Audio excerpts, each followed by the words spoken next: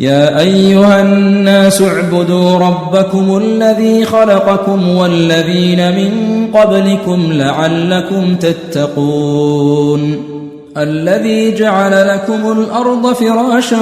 والسماء بناء وأنزل من السماء ماء فأخرج به من الثمرات رزقا لكم فلا تجعلوا لله أندادا وأنتم تعلمون وإن كنتم في ريب مما نزلنا على عبدنا فأتوا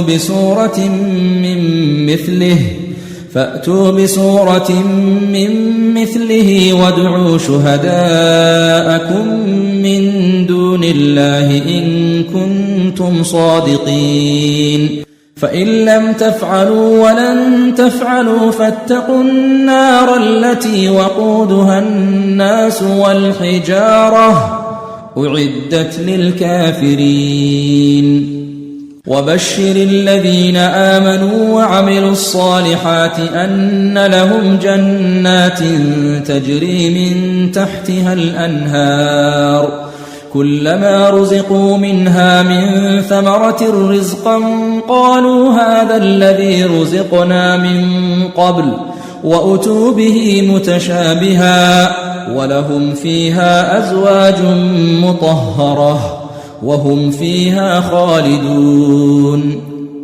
إن الله لا يستحيي أن يضرب مثلا ما بعوضة فما فوقها فأما الذين آمنوا فيعلمون أنه الحق من ربهم وأما الذين كفروا فيقولون ماذا أراد الله بهذا مثلا يضل به كثيرا ويهدي به كثيرا وما يضل به إلا الفاسقين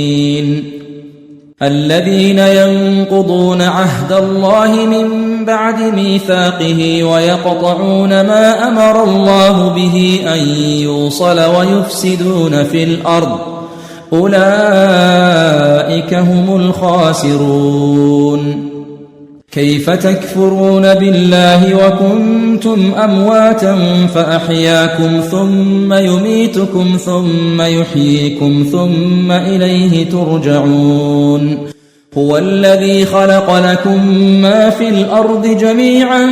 ثم استوى إلى السماء فسواهن 7 سماوات وهو بكل شيء عليم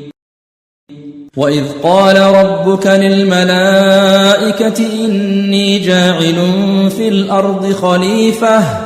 قالوا أتجعل فيها من يفسد فيها ويسفك الدماء ونحن نسبح بحمدك ونقدس لك قال إني أعلم ما لا تعلمون